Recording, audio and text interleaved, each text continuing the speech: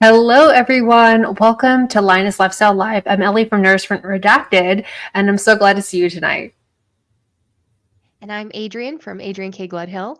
If you have any questions for our guests, please put QQQ or question in front of yours so we can be sure to ask our guest. So you might be noticing that someone is missing. One of our lionesses, Cristie, is so sad that she couldn't come tonight, but we hope that you enjoy regardless and keep watching the show for her so you know that so we can know that you love the show. One of the ways that we love to interact with you guys is to hunt for a roar of the week, which is a comment you've left for us on a previous episode.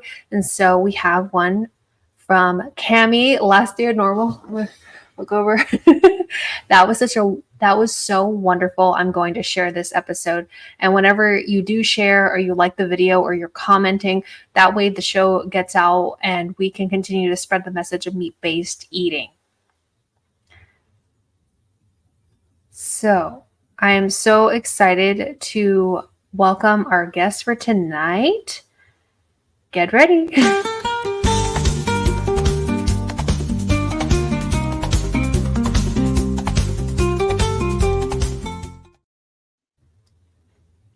Hi, welcome, Julie, to the show. Hi, Ellie. Hi, Adrian. I'm so excited to be here. That's great. We're so happy that you have decided to join us in the den today. Could you please share about yourself, your healing journey, and why you choose to eat a ketogenic diet? Yeah, well, the short version is I went on a diet to lose weight and kind of accidentally fixed my brain. So that's the short version. Any questions? Oh, love it. Well, Yeah. everybody have a great night. Thank you for tuning in. Bye. I'll see you another time. Yeah. So what was going on with your brain? Why did it need fixing? Okay. So I'm one of those women that was late diagnosed with ADHD. So I was diagnosed at age 35. I'm 43 right now. And so my whole life, I didn't know what was going on. For me, the main symptom was procrastination, which I didn't know was a symptom of ADHD, or I probably would have guessed that I had it. So that was my major, let's say, mental health symptom, was that no matter what I wanted to do, I just couldn't sit down and do it. And this started, as far as I could remember, around age 8 was my earliest memory. When we had homework, I would never do it during study hall. I would get home, I'd watch some TV, I'd wait for dinner, then I'd have dinner, then I'd watch some more TV, and then when I was getting tired, then I would start my homework. So starting at an early age, I was always tired, kind of stressed out, and couldn't understand what was going on with me. And, of course, my parents were not so happy about this either. It was really hard to get me out of bed when I was a kid, and on and on and on. Now, it's one thing when you're a kid, and really all you have to do is play, do your homework, and, not get in a lot of trouble. But as I got older, things really started to fall apart. Once you're out on your own and you're cooking and you're supposedly cleaning, which I was not, and doing all those things, just living a grown-up life, that's when things really fell apart. And I was just exhausted, not sleeping, and I was just a total mess. And so that's the mental health side. Physically, I was one of those up and down all over the place with my weight. I was hardcore vegan for 13 years, followed by flexitarian for another, I don't know how long. And the first week of being a vegan, I felt amazing. And so I was like, oh, that's my data. So I continued to go, vegan, super vegan for forever, not realizing that my brain was suffering and that my body was suffering. And so fast forward to, a few years back, I had that photo, that one photo where somebody takes it of you and you just go, oh, okay, no, that's it. I can't, no. That was my photo that I was like, I really have to do something. So I kind of got back into intermittent fasting. And then I don't even know how I heard about keto. I think it was Reddit or YouTube. I don't even know. And so I started looking into it and I was like, well, I've literally tried everything else. Let's just try it. Started and I put it into an app and I didn't know which version to use. So I accidentally put in the super strict version that you're supposed to use, like for epilepsy, mental health, like the serious keto, not knowing which one to do. I was like, let's do the hard one. Nah, I like a challenge. So I put that in and was on a super strict ketogenic diet, super high fat, moderate protein, very low carb. my weight started dropping rapidly. And then about a month into it is when things really, really changed mentally for me. I was an English teacher at the time, an online English teacher. So Monday through Thursday, I had class, no problem. I could get to class. It was easy-ish, easy as teaching can be. But Sunday was my least favorite day. Do you guys know why Sunday was my least favorite day? I would assume all the grading. You probably couldn't keep up with all the work coming in, right? You're close, yeah. So I purposely structured it so that I wouldn't have any grading. I would do all my grading live, but I had to do lesson planning on Sunday. So that was just absolute hell for me because, Monday through Thursday, I had to get up at a certain amount of time. I had to be there or somebody would be mad at me. But Sunday, I had this long whole day to do all my planning, plus feed myself, plus whatever, right? And so every single Sunday, I would wake up early and I would procrastinate for sometimes 10, 11, 12 hours until the sun started to go down. And I started to get really stressed out. And then I would start. At the time, I knew I had ADHD by then. I'd been diagnosed. I still didn't understand why exactly it worked. Now I understand part of it has to do with when we bump up our stress levels. It kind of kicks in, cortisol, glucose, dopamine, all this stuff. So that's part of it. So this one Sunday, after I'd been on a low carb, ketogenic diet for about a month, I woke up 7 a.m., made a cup of coffee, sat down, opened my computer, did all my work in 3 hours, shut down my laptop, and I went, oh. And I swear that was the first time in my entire life that anything remotely similar to that had happened, where I just sat down, did what I wanted to do in a reasonable amount of time, and that was it, and that was all. No drama, no stress, no procrastination, no husband saying, aren't we going to do something? It's Sunday. No, I'm working while I'm running around the house. And so that's when I was like, what is going on? Is it the diet? Meanwhile, I had started sleeping well for the first time in my life. I just thought you were supposed to be tired. I thought people were just tired and that was normal. And so I had started sleeping well too. And I was like, okay, I'm sleeping. And my procrastination that I've been struggling with since I was a baby, basically like a child, is gone. And that's when I started researching what's going on. And I realized that, there's something to this. I wasn't the only one this was happening to. And so, of course, I got obsessed with the whole theme, as you do. And here we are. What an incredible story. Seriously, I kind of got a little bit of a chill because I know a lot of people who suffer with this mental disease, and it's so difficult to live in a world where you're supposed to be following deadlines and you're supposed to be in this hustle culture, but then you can't sleep well and you're not eating well and you can't focus. And so I think it's wonderful that you've found the reason and the solution for your procrastination. I would love to know, because you said how long were you vegan, and what is flexitarian? I've never heard of that before. Oh, interesting. Okay, so vegan, I think it was about 13 years. I started in middle school because I was doing a paper on animal rights and happened to read the chapter on factory farming. Now, going back in time, I love animals. I will always love them. Going back in time, if I had read something that said, this is dangerous for you, this is really going to mess up your health, I really don't think I would have done it. But I kept reading all these things that said, this is fine. You just need some B12, it'll be fine. This is healthy for you. This is the way to do it. Plus, my first week as a vegan, I felt great. Why? I don't know. Maybe because I was cutting out some of the crap. I've also heard from some people that when you start veganism, you're actually getting almost like a freak out response in your body, because your body's going, hello, are you going to feed me? And it almost gives you this boost of energy. So you can misinterpret it as, I feel great. And you might continue misinterpreting that for years as your, mental health and other things are slowly deteriorating. So I was vegan. I think, I started when I was 12 and I ended when I was 24. So that's 12, 13 years. And then flexitarian is when you're mostly vegetarian, but sometimes you have meat. And so I did that for a long time, until I was about 40, 41. So a long, long time. During the pandemic, I got diagnosed with vitamin B12 and vitamin D deficiencies by a doctor who happened to be vegan and who happened to be taking 60 supplements a day. looking back on it, I'm like, what the heck? But at the time I was like, oh, she's cool. She takes 60 supplements a day. I guess she knows a lot about vitamins. And so she gave me, vitamin D and vitamin B12. And I'm waiting. At the time I was having joint pain. I felt like I was 100 years old. I'm waiting for my big vitamin breakthrough.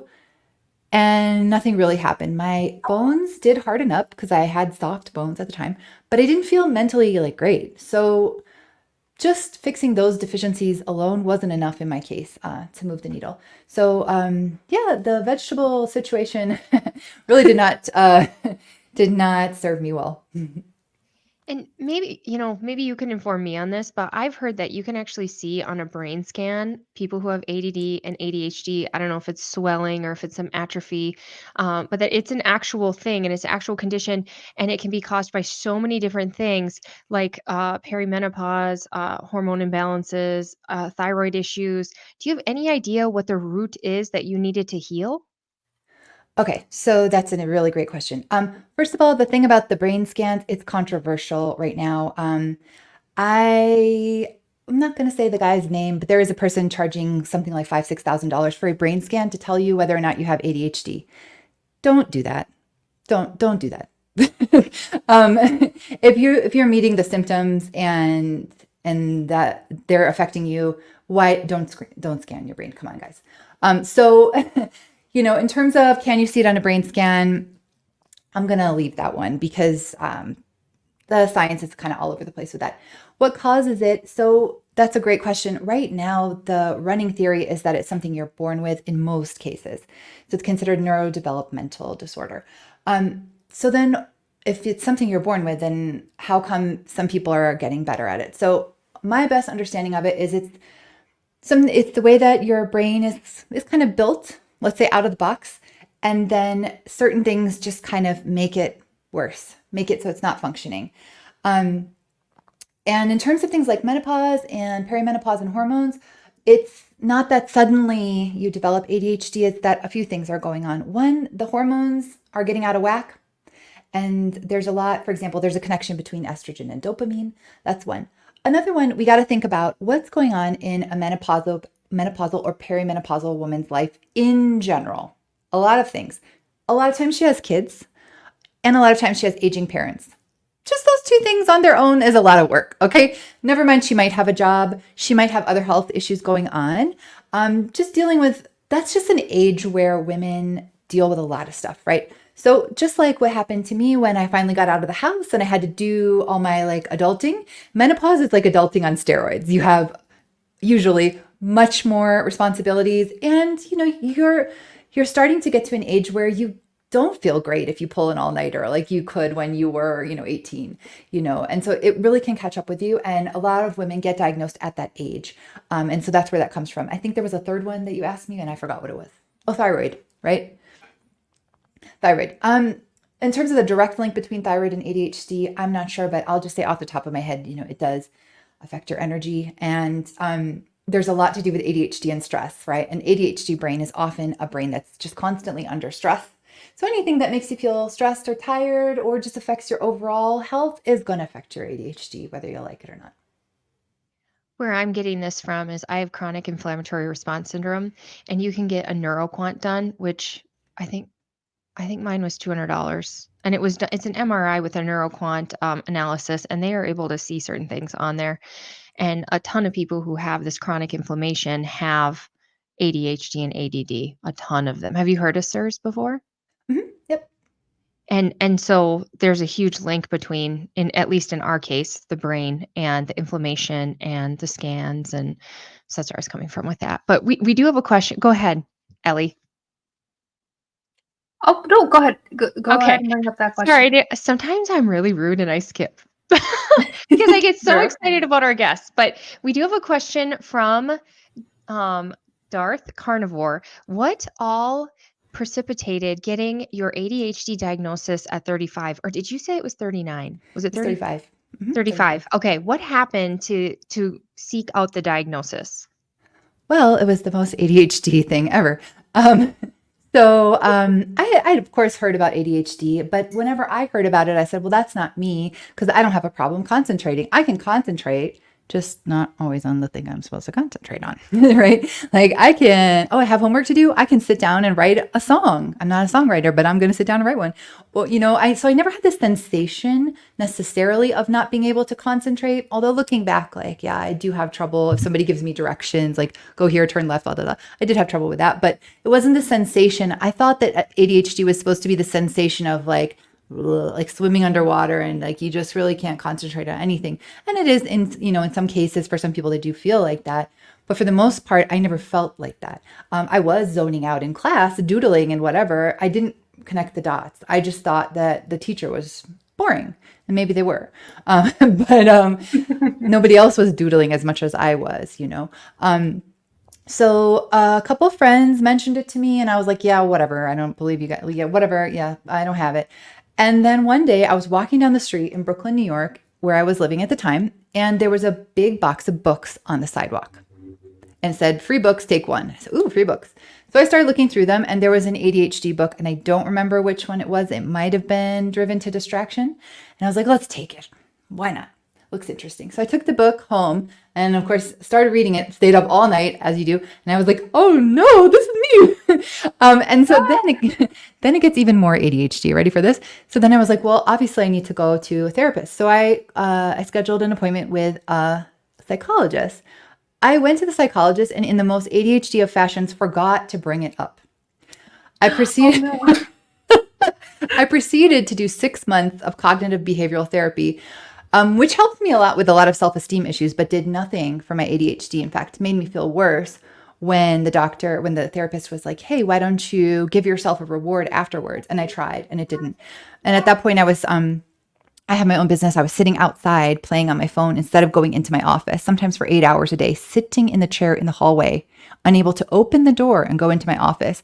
And here I am paying a professional brain person who's telling me just give yourself a reward.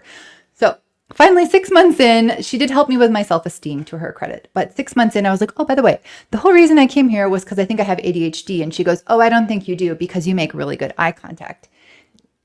And I said, oh, I think I have it. And I was thinking, well, I don't want to be making eye contact with you. I want to be looking at all those freaking amazing books that you have on your shelf, but that would be super rude. So I was forcing myself to make eye contact. Likewise, forcing myself because I wanted to be polite. Likewise, I didn't get in trouble for acting out as a kid because I had a little bit of shyness as a kid and that kind of mitigated it. So I didn't act out because I didn't want to get in trouble. I was so shy that it tampered that down. I don't know what happened, but I'm no longer shy. Anyways, she goes, let me give you a questionnaire. Fill it out and let's see. So I go home, I fill it out. I got an almost perfect score. I then proceeded to spend 3 hours putting puppies onto the questionnaire because somehow I thought that was a priority instead of doing the work I needed to do for my business. Brought it to her, puppies and almost perfect score and all. And she was like, okay, you can talk to a psychiatrist to see if you want to do medication. So that's how I got my diagnosis at 35. I don't think you can. I challenge you to give me a more ADHD story than that. Well, I just love that you decided to adorn it. Obviously, you wanted it to be a positive experience, and that was the way you decided to express that. For anyone who doesn't know, can you explain the difference between ADD and ADHD? Yeah, actually, it's just the older name. They've kind of updated it now. So ADD stands for Attention Deficit Disorder, and then ADHD is Attention Deficit Hyperactivity Disorder. So they added in the hyper. But so sometimes it's used rather erroneously. ADD is sometimes used to refer to inattentive ADHD, but really it's all ADHD. And we have at the moment it's considered 3 subtypes right now. So we have inattentive subtypes. That's that's the one that you tend to be called spacey, right? Where somebody's talking to you and you're kind of thinking about something else, or someone's giving you directions and you're kind of over here, or you're in class and you're not jumping around, but you're not really paying attention. So that's inattentive. It's got other symptoms too, but in a nutshell. And hyperactive is, you want to be moving around, you have trouble sitting in a chair, you feel like you're driven by a motor. Sometimes you may have trouble waiting your turn, or you may have trouble in a conversation not interrupting people. Not everyone, but some people do have that. So that's considered hyperactive. Don't start diagnosing yourself. And then we have the most common one, which is combined type. So combined type, last I checked, it's about 70% of us are combined type. So we've got a little at the inattentive and a little at the hyperactive, or a lot of the inattentive and a lot of the hyperactive. How long did it take you to heal?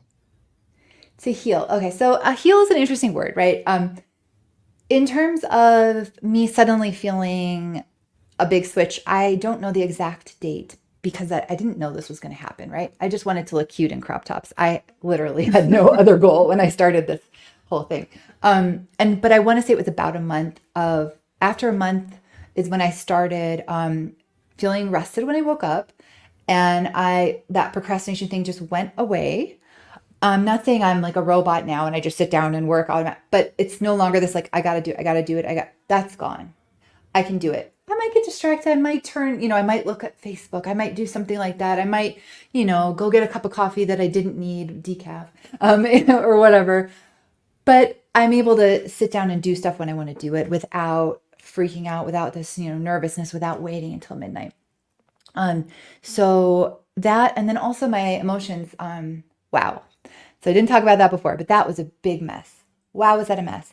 And then after I hit puberty, I also got the lovely addition of PMDD, right, which is severe PMS, since I was an adolescent. It was awful. It was, something we laugh about, PMS, eating ice cream, crying. No, it was, a week sometimes of being extremely bloated, pain, cramps, sometimes crying in my bed for 3-4 days, fights with whoever my husband or boyfriend at the time was, serious fights.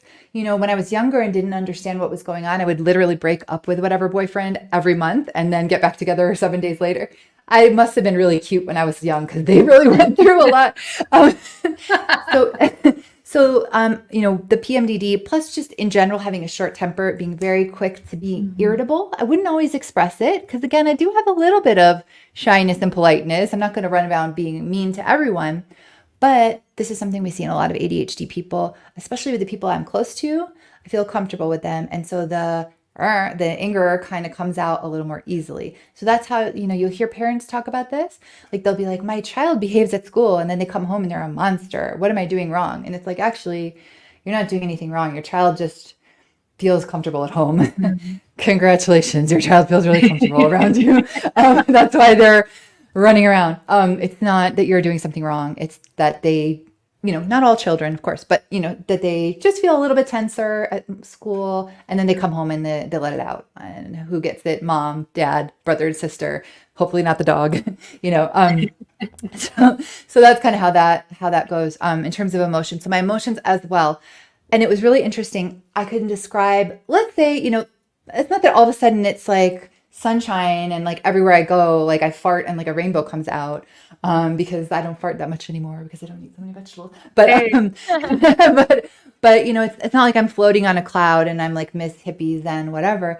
But I did notice something really interesting, which is that somebody says something that's annoying, or let's say a family member or a really close, person that normally I would just maybe snap at. It's like I have this little millisecond that's like, is that really a big deal? Then I can say, no, it's not, or yes, it is. But whereas before it was just 0 to 100, just angry. For whatever reason, it could even be if I got interrupted, because that is a problem that you can see with ADHD is this difficulty with task switching, context switching. So you're, really engrossed in something. You're almost like hyper focused on something. And then somebody comes in and they're like, do you want a glass of water? And you're like you almost bite their head off. And they're like, what did I do? I just offered you a glass of water. I'm the nicest person ever. And it's because it almost physically is painful to switch your focus like that.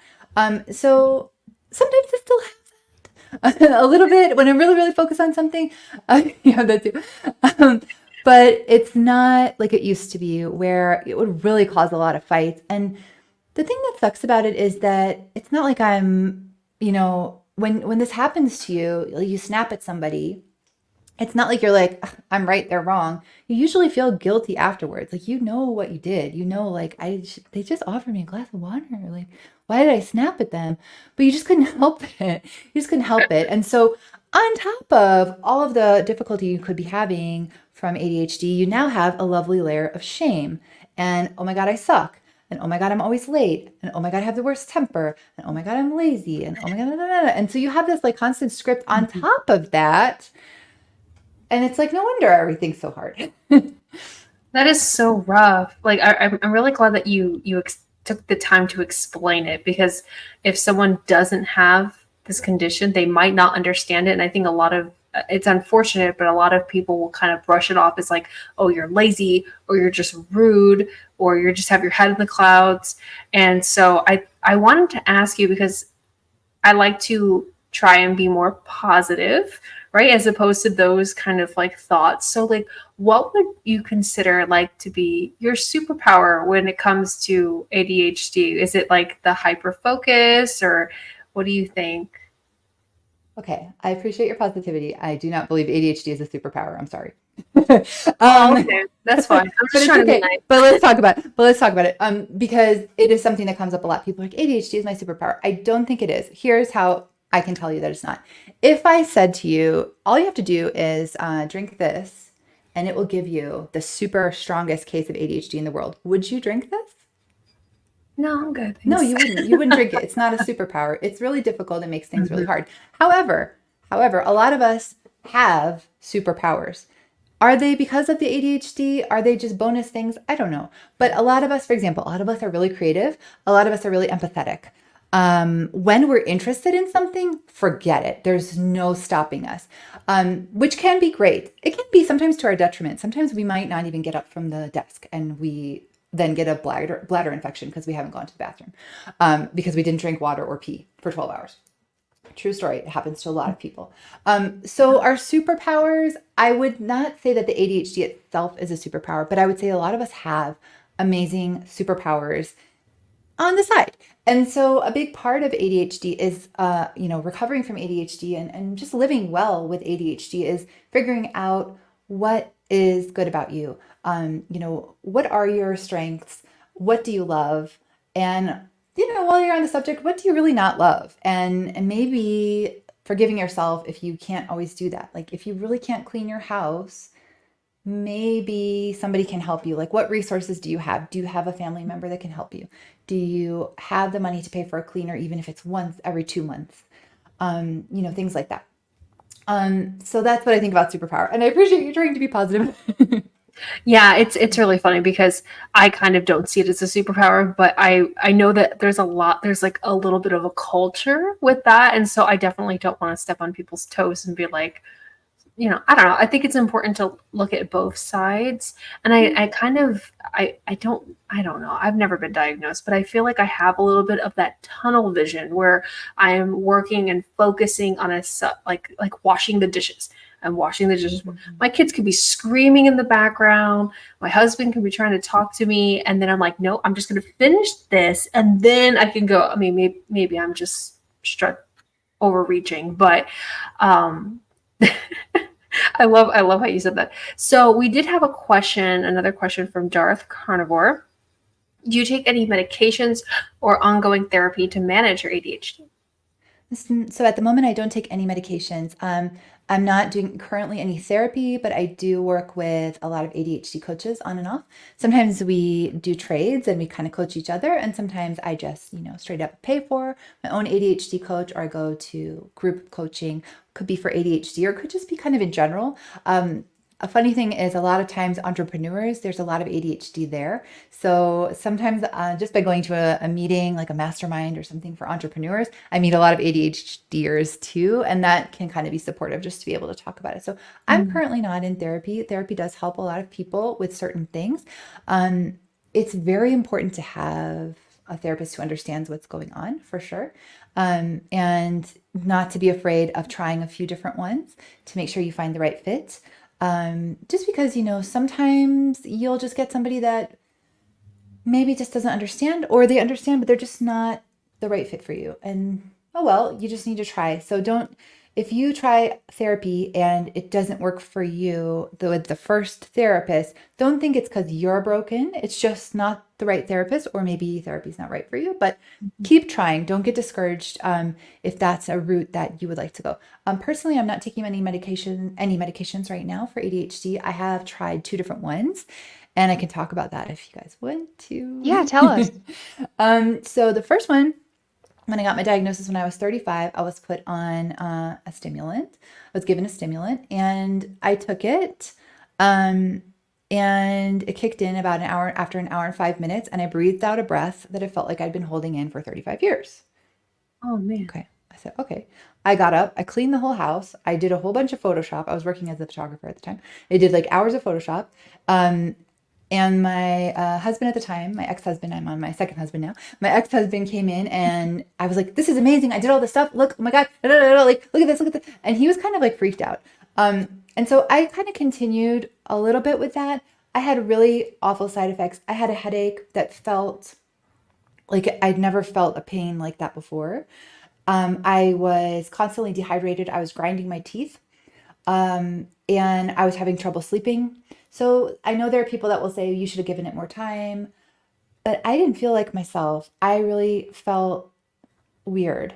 And so I only got to try it for a few weeks because maybe about a month. And then I went traveling, and I was traveling for 2 years and didn't really need it. I think I took it like once or twice when I had to do my taxes or something. Then fast forward to living in a new country. I live in Colombia in South America now. I decided I kind of like forgot, this is another ADHD thing. I kind of forgot that I had it. And I was like, doo-doo-doo. And then I was struggling with my lesson planning, and I was like, oh yeah, I really should talk to somebody about my ADHD. Mm-hmm. So I went and got another prescription, this time a different stimulant here that they have in Colombia, long acting. And I never had a panic attack before. I had my first panic attack on a public bus in the middle of the Colombian mountains. Not cool. I just had a really rough time. And this is my experience. This is not medical advice. This is not what anyone else should do. This is what happened to me. I had a really rough time. I couldn't, when I sat down to do my lesson planning, I should have, made like a 1 or 2 page lesson. It was a 1 hour English lesson, couple words, some pictures. Let's go. I made 40, 50, 60 page lesson plans. I gave them to the students. They were like, is this for the whole year? I was like, this is today. Let's go. And they were like, and I actually became a bad teacher because when you're teaching a foreign language, you're supposed to shut up and let the student talk. And you're just supposed to, help them along the way. You're not supposed to be like, but I was like, and I know I'm talking a lot now, but that's because I'm being interviewed. So normally I listen, right? I'm much more of a listener, but I'm talking today. So anyway, I didn't enjoy it. I felt weird. And then there was this whole thing of like, should I take it on the weekend? Shouldn't I take it? Oh my gosh, it's 12 p.m. I forgot to take it. Should I take it now? Did I take it? And then I also couldn't drink coffee, which I was a big fan of at the time. So all these different things. And then I also just really felt like this is not who I am. I'm grinding my teeth. I feel weird. I just felt weird. And so I stopped it again and went back to, being a little bit more scatterbrained. I don't think it honestly fixed everything. I think it just made it a little bit easier. But for me personally, it wasn't worth it. It really wasn't worth it. And that's just for me. Some people love it. The interesting thing about stimulants is you can try it and you'll know pretty quickly. You'll know within an hour or two if that's the right dose and the right medication, you'll know. So it's not like, SSRIs or anti-anxiety meds where you need to be on them for weeks to see a result. You'll know if that's the right dose and the right medication for you, you'll know within an hour, hour and a half. Yeah. So now you're an ADHD coach? So now I'm an ADHD coach and a nutritionist as well. So I also work with people who don't have ADHD, who need general help with their nutrition. We can, work on things like autoimmune, diabetes, all that good stuff, or all that not so good stuff, all that stuff that we're all struggling with. But I also help people that have ADHD that want support. So not everybody I work with wants to try a full-on diet switch, but many people do. And so we'll work with usually something like either paleo, keto, or carnivore, depending on the person's symptoms, depending on their lifestyle, and depending on what they want to try. And with the diet changes, you see huge changes in people's symptoms. So I've seen everything. So I've seen some people have huge changes and, oh my gosh, I'm like a new person. And then I've seen other people that say that, yeah, most of the time I'm doing pretty well, but I still want to take my medication. And sometimes things go off the rails and I have a bad day. So the diet's not the only thing, right? We also have to get your stress under control. We also have to get your sleep under control. and life happens, right? And so I don't want to sit here and say like, okay, just go on keto and all your dreams will come true, right? Vote for me and all your wildest dreams will come true.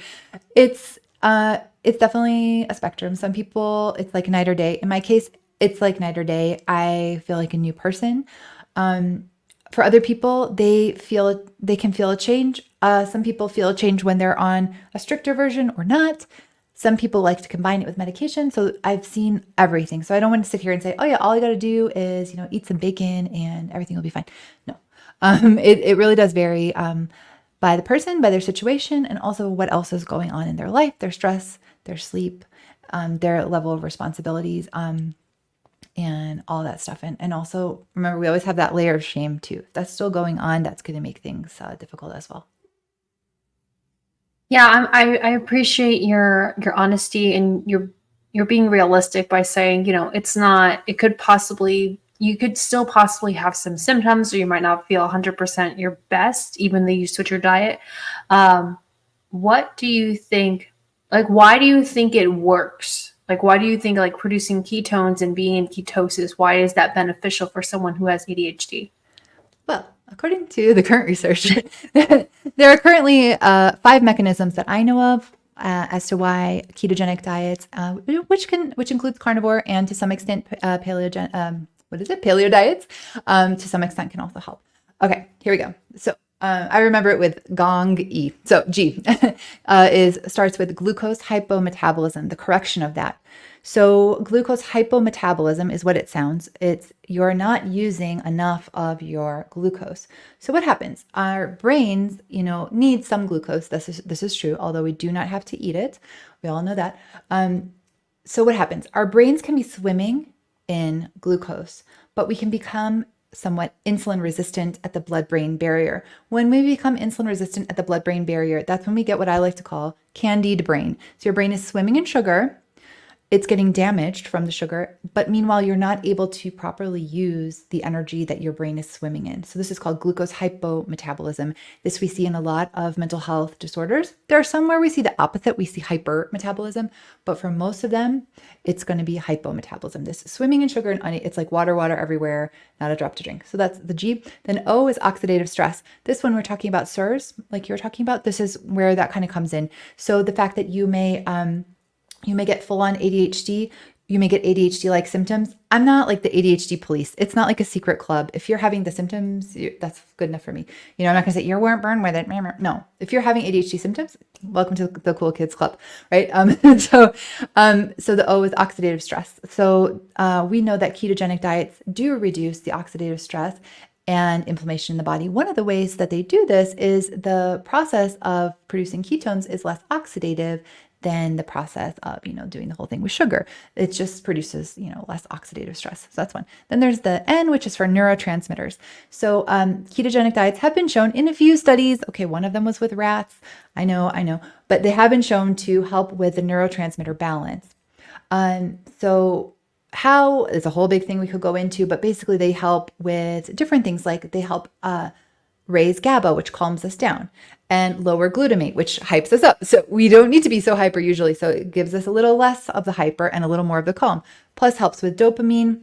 So all that kind of good stuff. And serotonin is 95% of our serotonin is made in our gut. Everyone always talks about dopamine when it comes to ADHD, but a lot of times there's going to be other stuff going on. We can feel depressed. We can feel anxious.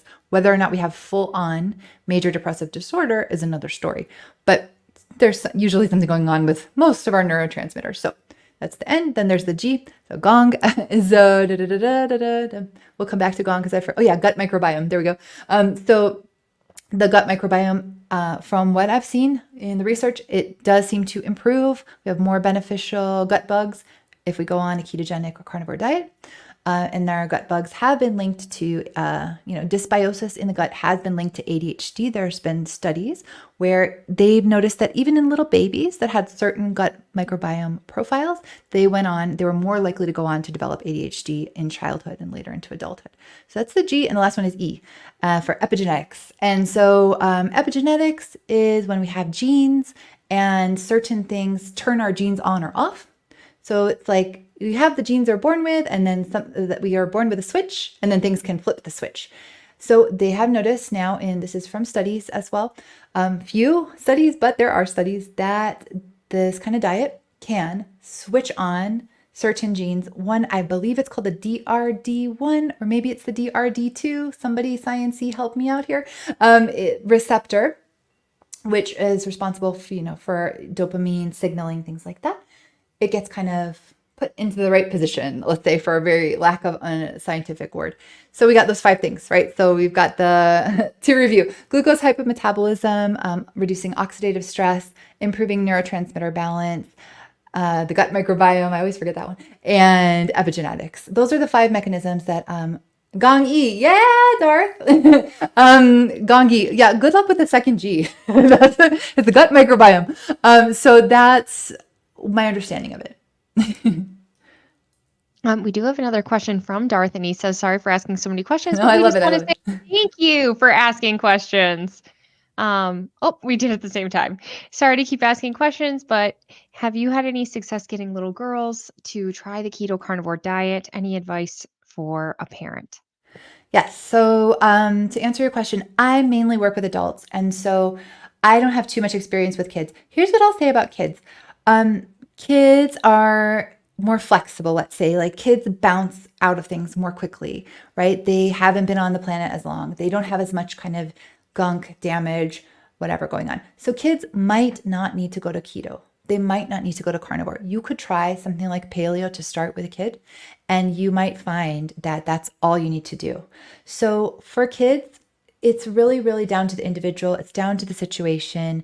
But if I had to give you a general idea, what I would say is, let's think about first kind of getting kind of the junk out first, especially the food coloring, artificial flavors, as much of that out as you can. That would be my step 1. Just see what that does. That might even give you a big change.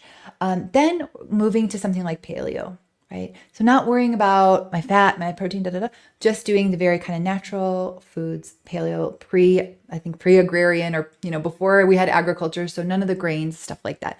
Mostly just vegetables, fruits, and meat, right? Start with that. Then if you still feel like you need more, then look into going to keto or carnivore. If there are autoimmune situation, if you think there are autoimmune issues happening, then maybe more towards carnivore. If not, you could try keto first, or whichever one seems to work. Also, you have to be careful with kids. They're kids and they want to eat what they want to eat, and it's we don't want to make kids nervous about food, right? We don't want to make them feel bad about food, especially we see this a little bit more in autism than ADHD, but some kids with ADHD will have food aversions. They may be picky eaters. And so, sometimes parents will say, well, just eat it, just do it. And they don't understand that if you're, super picky eater, you have a serious food aversion, someone telling you just eat the whatever, can really feel like someone telling you just jump off the building. It really is that level of no. Right. So we got to tread lightly with kids. At 9 years old, you're more the boss. As we get into teenagers, we want to give them a little bit more agency. Like, hey, can you think of some recipes? But even little kids, you can ask them to, help a little bit with some of the food preparation. So it's something you just got to try. There is a film, it was kind of controversial, but it's called The Magic Pill. It's definitely worth checking out. Do you guys know if it's on YouTube or Netflix? I think it was on YouTube for a while. Okay. So it's I called The hadn't Magic seen Pill. it so long. Okay, it's called The Magic Pill. So it doesn't really have an ADHD kid in there, but it's got some kids with autism. I won't spoil the surprise, but interesting, amazing stuff happens. So it kind of shows the journey of getting these kids from the junk to the healthier food. And so it might be a good thing to check out. It's called The Magic Pill, just so you can see what happens. So if there's a girl in there, and when they first switch her over, she just has a meltdown. Absolute meltdown. It's almost like, I've never worked in, drug rehab or something like that, but I could almost imagine it's like somebody getting off, like in the movie Train Spotting, when they're getting off of heroin and they're just like that. It's that level. She's really, so I'm not saying that because, oh my God, that's what's going to happen to your kid, but just so that you're prepared that this isn't going to be like one day to the next, there's gonna be some resistance depending on what she's eating now. Just to see that it might take a little bit longer and it might be a little bit more dramatic than you thought. But once you get over the hump, if it works, it's really gonna work. Yeah, I talk to a lot of moms about switching their kids over to a more meat-based diet, and that's their choice. What they choose is best for their children, low carb or keto or carnivore, whichever they choose. And that particular scene I remember from the Magic Pill documentary, and I'm not going to spoil it either, but it's miraculous what can happen. And I've seen it with my own children. Like my daughter was an extremely picky eater, and we were kind of doing that, like, come on, just eat the food. And it made my stomach, like a pit in my stomach kind of opened up, because it's like, I think that is what happens. Like, I think children really they have this fear of something. So you need to be very gentle and, try to make it as easy as you can. And then if it's too much, just take your foot off the gas, just give it time, let them breathe. Would you say that that's good advice? Yeah, and I would say, don't be afraid to fail. Like, for example, I used to be a pack-a-day smoker. It took me forever, to quit. I quit. I started. I quit. I started. I quit. I started. So if I had given up the first time I tried to quit, I would still be a smoker. So it's the same thing. I think food is even harder because you have to eat, right? So if you try this and it's just a disaster, I'm not trying to be negative, but I'm just trying to manage expectations. If you try putting your child on a therapeutic diet and it's a disaster, okay, go back, try again, give it some time, regroup, continue talking, getting support from others. There's tons of support groups online. You can work with professionals if you want, or just getting the experience of others in Facebook groups or YouTube channels. There's so much information now at our fingertips, and just know that it's, you're on here, you probably know that it's worth it to try. So just keep trying and don't beat yourself up if it's hard, because it's probably going to be hard. I sneak a lot of butter on my kids' meat and salt. And then they just seem to be like, wow, this is the best meat you've ever cooked. I'm like, hey, thanks, Mom. Every single time. And then another thing I just have to mention, or Judy Cho would be really mad, is that if changing your diet is making you feel better, but it's not the ticket, you need to check your toxins. Perhaps you have mold exposure. Perhaps you have a toxin exposure. Perhaps you're in a new home and it's off-gassing on you. Oh, did we lose Adrian? I think so. Yeah, but what Adrian, she said, come back. Come back. But I'll echo what she said. Yeah, it is. Oh no, Adrian. There we go. Am I back? I don't know where it cut off, but just check your toxins as well, because it could be the air you're breathing. It could be that stuff. But you did catch the butter, right? Yeah, we got the butter, and and it's about SIRS, and I think that's definitely a good thing to look at as well. Another thing I'll say, I don't have hard data or anything like that to back up what I'm about to say, but a lot of people with ADHD, especially children, sometimes have allergies. And so just looking into that too. There's even some people out there that are saying that ADHD isn't even a thing. It's just a sleep disorder. Now, if that's true or not, I'm not going to say that. However, I will say that even though I consider myself, I'm not going to say my ADHD is gone. I would say my symptoms are about 95% gone, right? My PMDD is 100% gone, but my ADHD about 95% gone. I'm still fidgeting with my rings. You guys can see that. I'm still I'm fidgeting with this the whole time. Oh, okay. I know. I was like, why didn't I zoom the camera in? Now people can see me fidgeting with my rings, man. But where was I going with that? I was going with... Sorry about that. No, you didn't do it with me. I did that all on my own.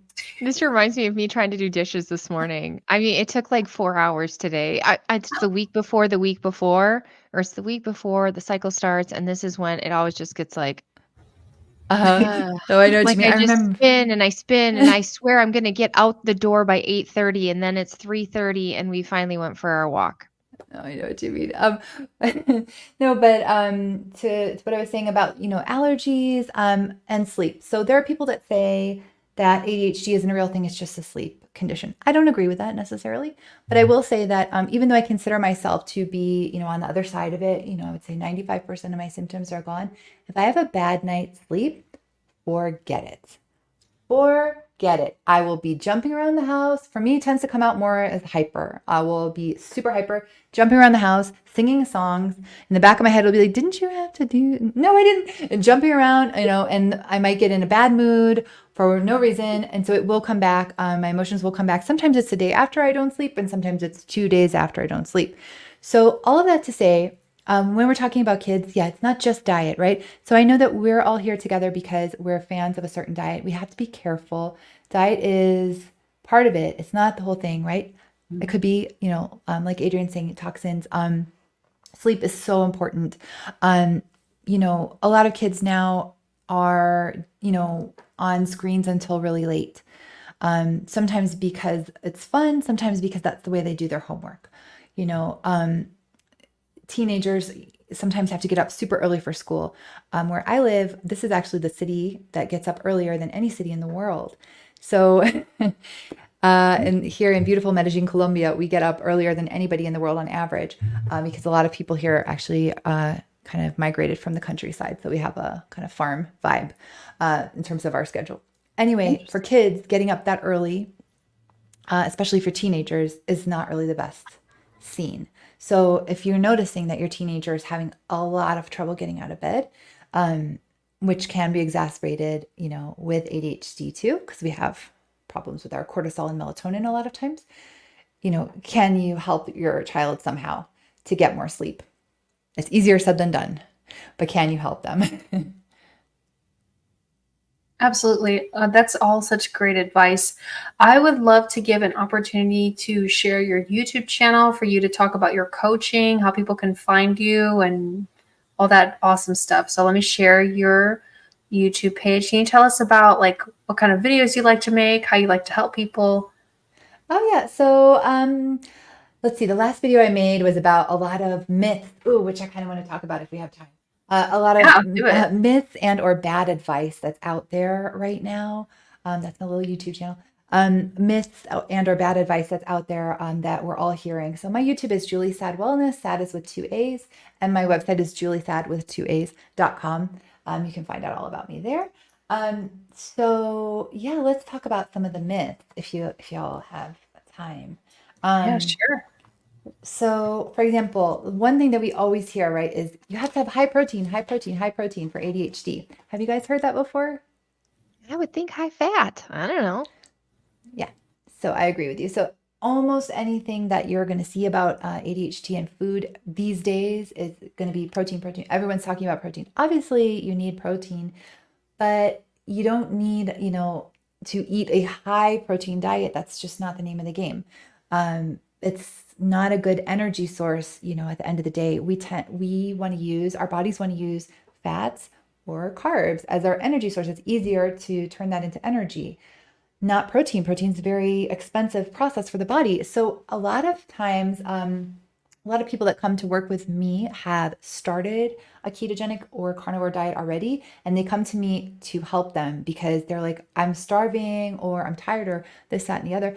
And almost every time they come to me, they're eating like chicken breast and broccoli.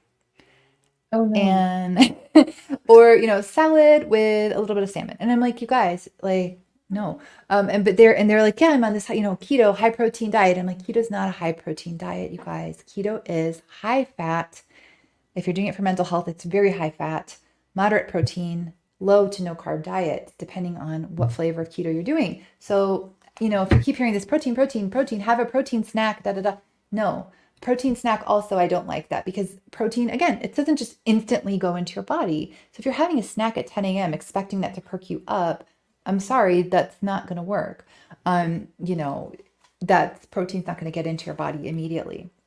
So that's a myth that I hear a lot. And then another thing, just kind of in general, that I don't like so much about, let's say, the kind of general advice here. And I'm talking mostly about, stuff we see online and the kind of like DIY, thing is I see a lot of the tips and the tricks and the hacks and the this and the that and the that. And those are great, but I think they have a time and a place. If you are very, very, let's say, very, very sick, whatever that means, if that means that you're not eating the food that's right for you, if you're exposed to toxins, if you're not sleeping, if you're in a really stressful home environment or work environment, or you're under a serious amount of financial stress, you name it, but you're going to buy this special app or this cute little planner to go with your 500 other planners. That's fun. That's very fun. It's very fun to download the app. It's very fun to get the planner, but that's not going to fix what's going on. So I'm guilty of it too. I have a couple little blogs with the tips and the tricks and, exercise in your pajamas. It's easier than putting on workout clothes. Sure, fine. But that has to come at the right point in the process, So I would encourage anybody who is trying to deal with their ADHD, whether you're using medication, whether you're using food, whether you're using a combination, you really need to work on the underlying stuff. Otherwise, it's like putting a radio in a car that has a flat tire. Like, it's fun, but it's not going to go very far, right? So I don't think that's taught enough. And I think that all ADHD coaches, therapists, primary care physicians, everyone should be encouraging people to eat correctly, take care of themselves, and should be educated in that. And that should be part of curriculum for anybody who becomes an ADHD coach or therapist or what have you. Unfortunately, it's not. And it becomes this thing of like, oh, let's think about it, or let's this, or let's that. And that makes you feel worse, right? It's like when I went to the therapist and she said, give yourself a reward, and it didn't work. And then I was like, oh, I really suck. So let's be careful about therapizing something that also has a strong biological component. That's my bias is always toward the biology, so some people will disagree with me, but I think that, if you're ignoring your biology, you're really, really, really shooting yourself in the foot. Yeah. So that's kind of another little myth that I think, or a little thing that kind of pisses me off about it. And then another one is that, talking about tips and tricks in general, is that guess what? They don't always work for us. And some of the really, really mainstream advice really doesn't work for us.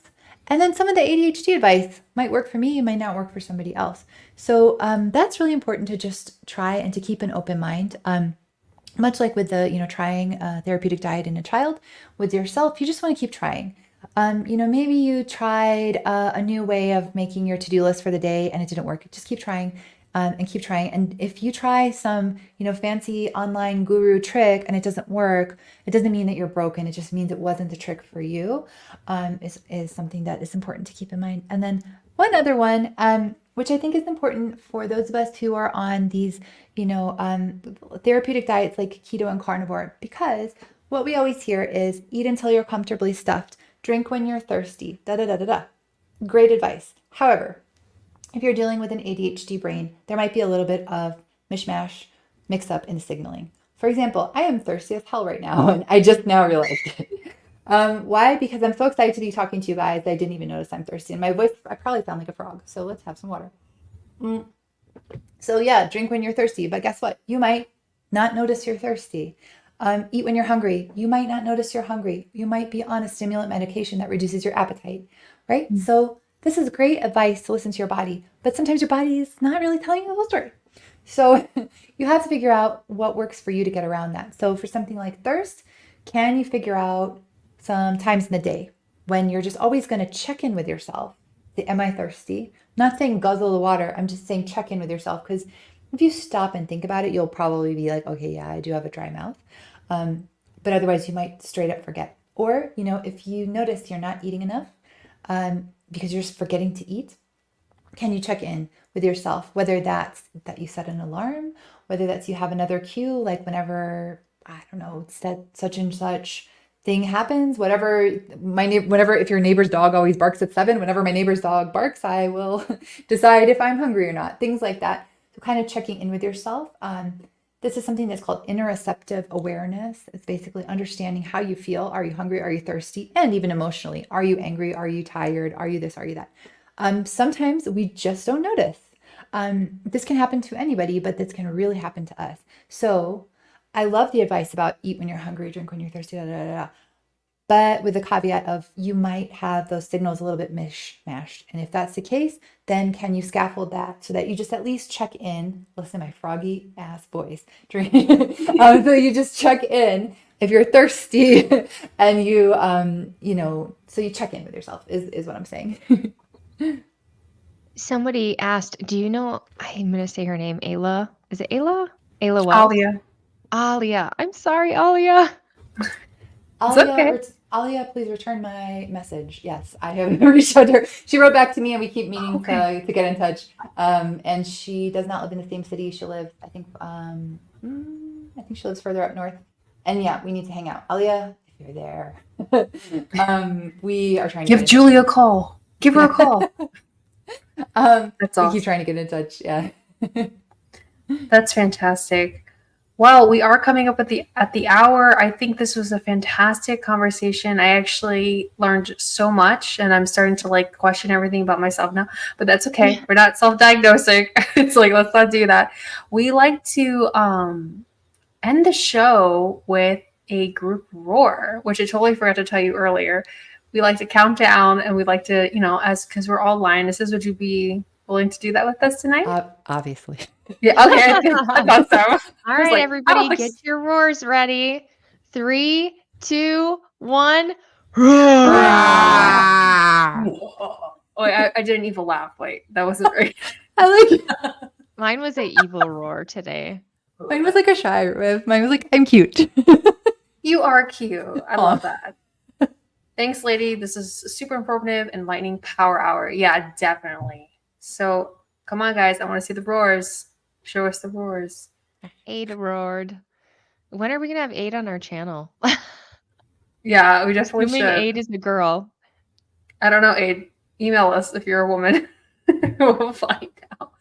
Well, I just wanted to say thank you so much for being on the show. Everyone, please go support Julie. She is a lovely person to be around. I definitely want to have you back again if you're willing to. I feel like there's so much more that we can talk about this. It's just absolutely crazy.